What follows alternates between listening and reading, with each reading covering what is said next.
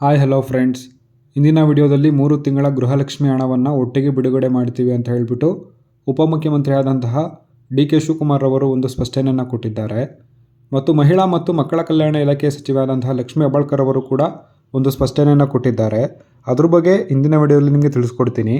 ಅದಕ್ಕೂ ಮುಂಚೆ ನಮ್ಮ ಚಾನಲ್ನ ಇನ್ನೂ ಯಾರು ಸಬ್ಸ್ಕ್ರೈಬ್ ಮಾಡಿಲ್ಲ ಸಬ್ಸ್ಕ್ರೈಬ್ ಮಾಡ್ಕೊಳ್ಳಿ. ಯಾರೆಲ್ಲ ಆಲ್ರೆಡಿ ಸಬ್ಸ್ಕ್ರೈಬ್ ಮಾಡಿದ್ದೀರಾ ಅವರೆಲ್ಲರಿಗೂ ಧನ್ಯವಾದ ಹೇಳ್ತಾ ಈ ವಿಡಿಯೋ ಶುರು ಮಾಡೋಣ. ಈ ವಿಷಯದ ಬಗ್ಗೆ ನಿಮಗೆ ಕಂಪ್ಲೀಟ್ ಆಗಿರುವ ಮಾಹಿತಿ ಬೇಕು ಅಂದರೆ ವಿಡಿಯೋನ ಎಲ್ಲೂ ಕೂಡ ಸ್ಕಿಪ್ ಮಾಡದೆ ನೋಡಿ ಅಂತ ಹೇಳ್ತಾ ವಿಡಿಯೋ ಸ್ಟಾರ್ಟ್ ಮಾಡೋಣ.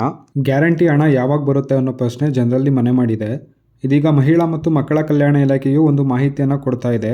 ಅದು ಏನು ಅಂದರೆ ಈ ವಾರದಲ್ಲಿ ಅಥವಾ ಫೆಬ್ರವರಿ ಅಂತ್ಯದೊಳಗೆ ದುಡ್ಡನ್ನು ರಿಲೀಸ್ ಮಾಡ್ತೀವಿ ಅಂತ ಹೇಳ್ಬಿಟ್ಟು ತಿಳಿಸಿದ್ದಾರೆ. 3 ತಿಂಗಳ ಗೃಹಲಕ್ಷ್ಮಿ ಹಣ ಒಟ್ಟಾಗಿ ಸೇರಿಸಿ ಒಂದೇ ಸರಿಗೆ ರಿಲೀಸ್ ಆಗಲಿದೆ. ಈ ಕುರಿತು ಸ್ವತಃ ಮಹಿಳಾ ಮತ್ತು ಮಕ್ಕಳ ಕಲ್ಯಾಣ ಇಲಾಖೆಯು ಮಾಹಿತಿಯನ್ನು ಹಂಚಿಕೊಂಡಿದೆ. ಜಮೆ ಪ್ರಕ್ರಿಯೆಯಲ್ಲಿ ಬದಲಾವಣೆ ಆದ ಕಾರಣದಿಂದಾಗಿ 3 ತಿಂಗಳಿಂದ ಹಣ ಸ್ಥಗಿತವಾಗಿತ್ತು ಅಂತ ಹೇಳಿದ್ದಾರೆ. ಜಿಲ್ಲಾ ಉಪನಿರ್ದೇಶಕರ ಮೂಲಕವೇ ಗೃಹಲಕ್ಷ್ಮಿ ಹಣವನ್ನು ಜಮೆ ಮಾಡಿಸ್ತೀವಿ ಅಂತ ಕೂಡ ಸ್ಪಷ್ಟನೆಯನ್ನು ಕೊಟ್ಟಿದ್ದಾರೆ. ಇನ್ನು ಉಪಮುಖ್ಯಮಂತ್ರಿ ಆದಂತಹ ಡಿ ಕೆ ಶಿವಕುಮಾರ್ ಕೂಡ ಈ ವಿಷಯದ ಬಗ್ಗೆ ಕುರಿತು ಸ್ಪಷ್ಟನೆಯೊಂದನ್ನು ಕೊಟ್ಟಿದ್ದಾರೆ. ಇನ್ನು ನಿಮಗೆಲ್ಲ ಗೃಹಲಕ್ಷ್ಮಿ ಹಣ ಮೊದಲು ಬೆಂಗಳೂರಿನಿಂದ ನೇರವಾಗಿ ಆಯಾ ಫಲಾನುಭವಿಗಳ ಅಕೌಂಟ್ಗೆ ಜಮೆ ಆಗ್ತಾ ಇತ್ತು.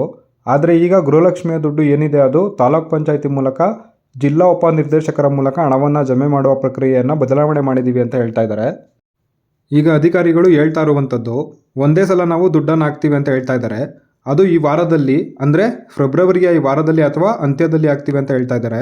ಇನ್ನು ಈ ಕುರಿತು ಮಹಿಳಾ ಮತ್ತು ಮಕ್ಕಳ ಕಲ್ಯಾಣ ಇಲಾಖೆಯ ಸಚಿವೆಯಾದಂತಹ ಲಕ್ಷ್ಮಿ ಹೆಬ್ಬಾಳ್ಕರ್ ಅವರು ಒಂದು ಸ್ಪಷ್ಟನೆಯನ್ನು ಕೊಟ್ಟಿದ್ದಾರೆ. ಅದೇನು ಅಂದರೆ ಗೃಹಲಕ್ಷ್ಮಿ ಹಣವನ್ನು ಈ ತಾಲೂಕು ಪಂಚಾಯಿತಿಯ ಮುಖಾಂತರ ಹಾಕೋದ್ರಿಂದ ಸ್ವಲ್ಪ ಡಿಲೇ ಆಗಿದೆ. ಈಗಾಗಲೇ 4 ತಾಲೂಕು ಪಂಚಾಯಿತಿಗಳಾದ ಬೆಂಗಳೂರು ರೂರಲ್ನಲ್ಲಿಯೇ 4 ಪಂಚಾಯಿತಿಗೆ ಹಾಕಿ ಆಮೇಲೆ ಮತ್ತೆ ನಮ್ಮ ಇಲಾಖೆಗೆ ದುಡ್ಡು ಬರುತ್ತೆ. ಅಂದರೆ ಸರ್ಕಾರದಿಂದ ತಾಲೂಕು ಪಂಚಾಯಿತಿಗೆ ಹೋಗಿ ಅಲ್ಲಿಂದ ನಮ್ಮ ಇಲಾಖೆಗೆ ದುಡ್ಡು ಬರುತ್ತೆ.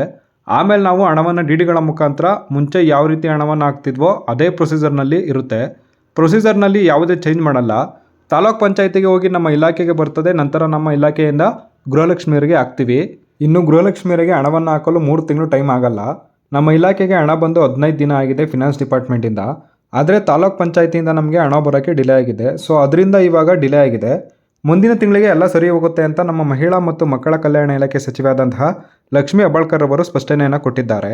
ಸೊ ಇದೇ ರೀತಿ ಹೆಚ್ಚಿನ ಮಾಹಿತಿಗಾಗಿ ನಮ್ಮ ಚಾನಲ್ನ ಸಬ್ಸ್ಕ್ರೈಬ್ ಮಾಡಿ.